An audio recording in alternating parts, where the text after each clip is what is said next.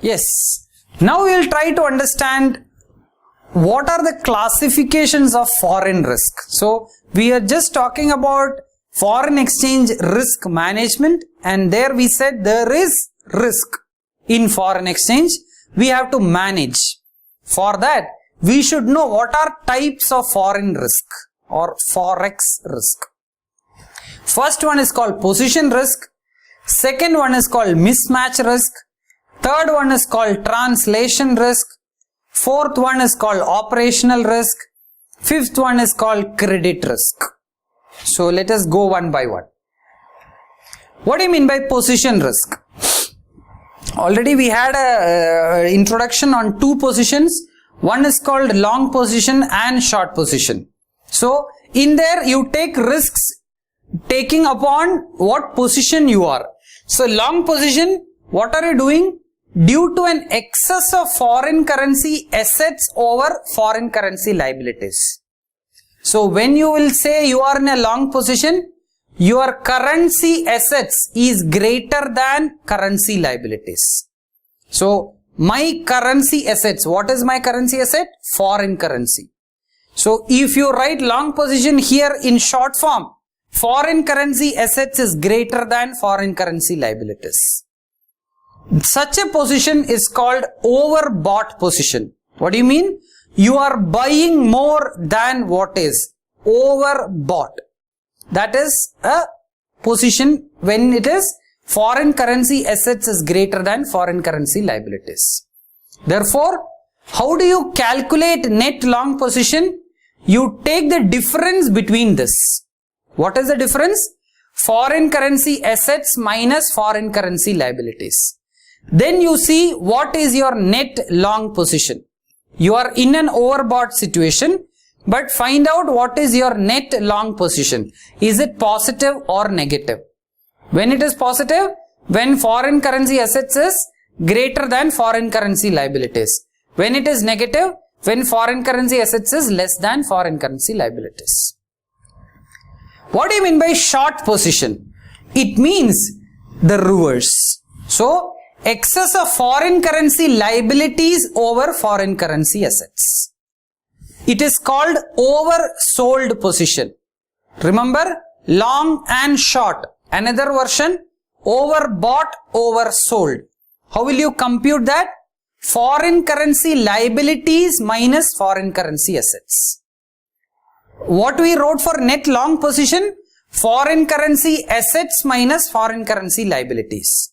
That is net long position. Net short position, foreign currency liabilities minus foreign currency assets. What is it, positive or negative? You will be computing. That is position risk. What are the important methods to control this? How do you control? One is called daylight limit, which means you have heard about cricket matches. In cricket matches, you see somewhere I am talking about a day match. When it is cloudy, say the umpire will come with a meter and find out whether the sunlight is enough for the players. So they are checking out what is the light position. And similarly, day and night matches also, there is a time zone when the floodlights are slowly lifted up. So they are monitoring, is the condition appropriate for playing cricket. Similarly, here, in order to control that, you will put a limit. On a day, this is my buying position. On a day, this is my selling position. So you control it. If it is more than that, you will stop it. Why am I equating to the cricket? When the daylight is very bad, the umpire will say it is called off. Which means you cannot play cricket on that day because the ecosystem is not supporting. Same way, just like an umpire, here it is computer, you will put a limit. You will say, this is my position limit. If it is crossing that or if it is equal to that, you will pause it. You will not do this. So that you can control the risk. Another one, already Forex transaction is round the time, round the clock. So you will have overnight limit also. So you will fix a daylight limit, that is on the daytime, what is the limit of purchase and sales? Overnight, what is the limit for purchase and sales? This you fix it automatically this is one of the technique for controlling position risk. Yes, the next one which we want to understand or which we will be discussing is the second type of risk, that is mismatch risk. What is that? It arises, the mismatch risk is due to mismatches of value date of transactions. So there is mismatch or differences in the settlement date or in the value date because of certain reasons. Already I think which we have discussed yesterday or the last sessions, that is there are certain holidays in certain places. For example, stock market or our market is closed on Saturday, Sunday, India.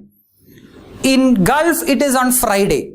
So if you are having a trade and automatically if the value date or the settlement date is Friday, the Dubai markets or the GCC markets are closed. Automatically it will happen on Saturday. But for us, Saturday is closed. So the transaction value date is postponed to Monday. Because of that, if there is a risk involved, that is mismatch risk. What are the solutions?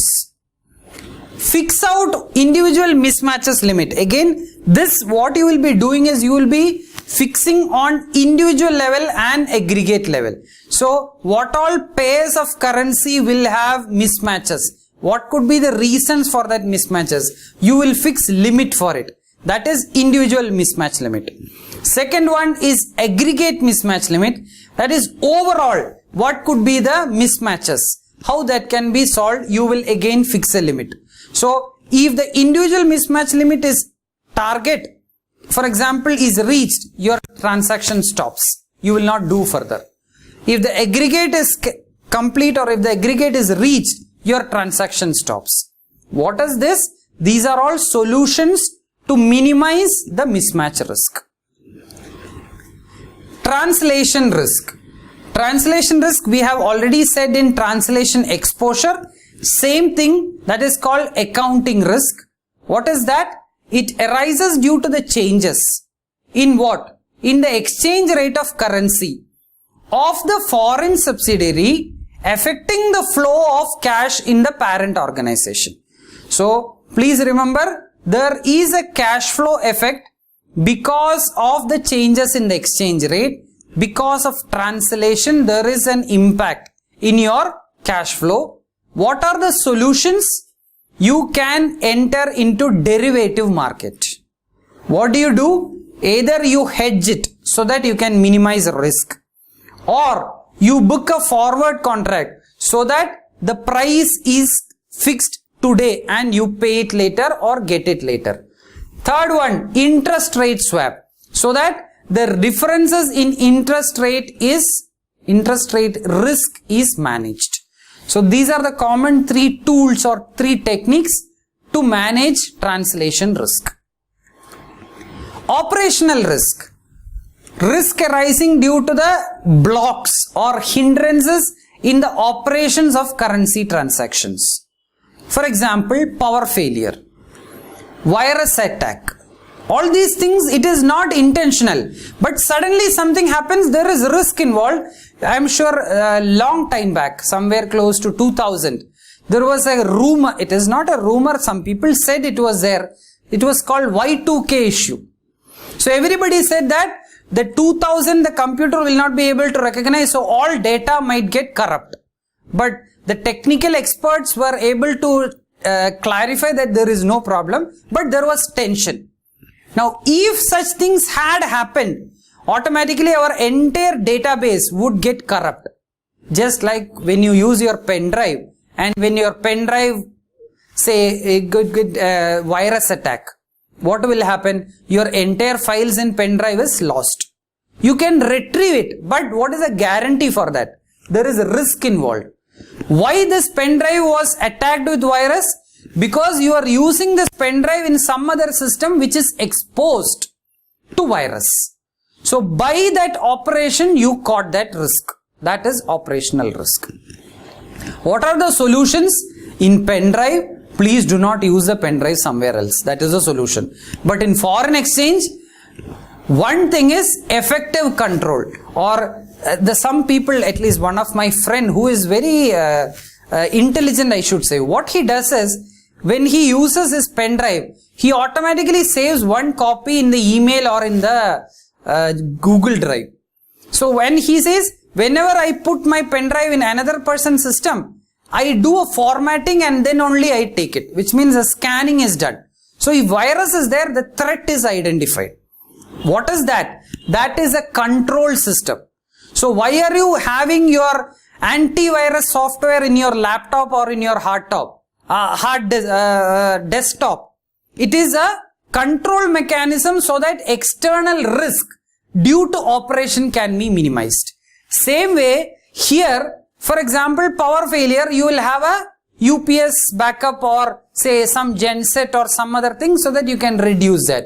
Virus attack, already you will have a better antivirus package or a better technique to prevent such attacks.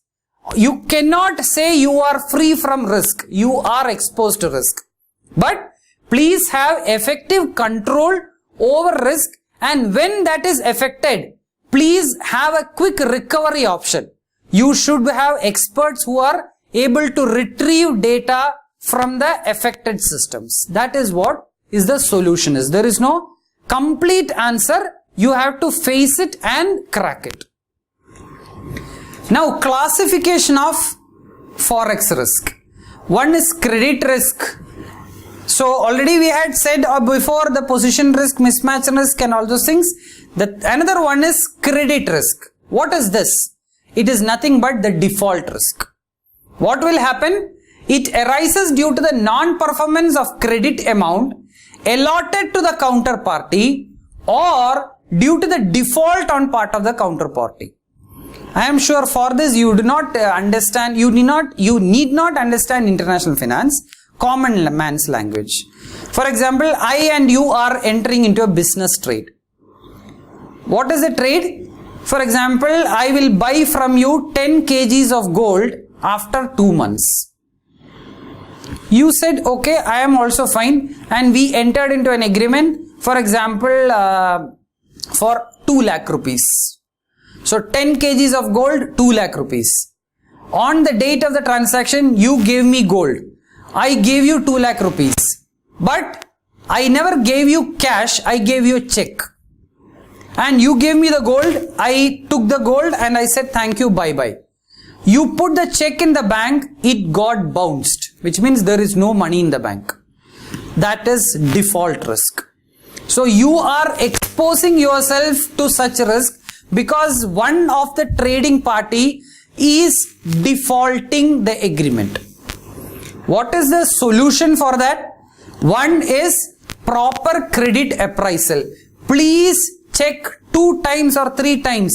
Is the party good? Is the party sound? Can we rely on the party? How good is the party in times of if there is a problem? Can I get a recovery? When you go to the bank for a loan, what are they telling? What is the collateral? What do you mean by that? In order to minimize credit risk, they are asking for collateral. Yes. Now we will try to understand how do you manage this foreign exchange risk. So till now we were trying to delve or to talk about what are the types of risk, and we were trying to understand what is this position risk, mismatch risk, liquidity risk, default risk and all those things. How do you manage this? We had some solutions, but we need better answers. So let us get it. There are 4 techniques which are used as a standard for managing exchange rate risk. First one, the simple answer is diversification. Second one, play in or use currency derivatives. Third one, internal hedging. Fourth one, pricing. We'll go one by one. Diversification. What do you mean by diversification? I'll tell you one single English line, then we'll go to this. And don't worry, this is also English. But do not put all the eggs in one basket. That is diversification. Why? If one egg is rotten or one egg is bad, it will affect all eggs. So, put different eggs or put eggs in different basket. So that if one is having a problem, you just need to throw away that. Balance, all other are safe. That is diversification. What does that mean in international finance? It is the most important and widely used techniques in foreign exchange management. What is the target? It to compensate the losses incurred due to trading in one currency by the gains from another currency.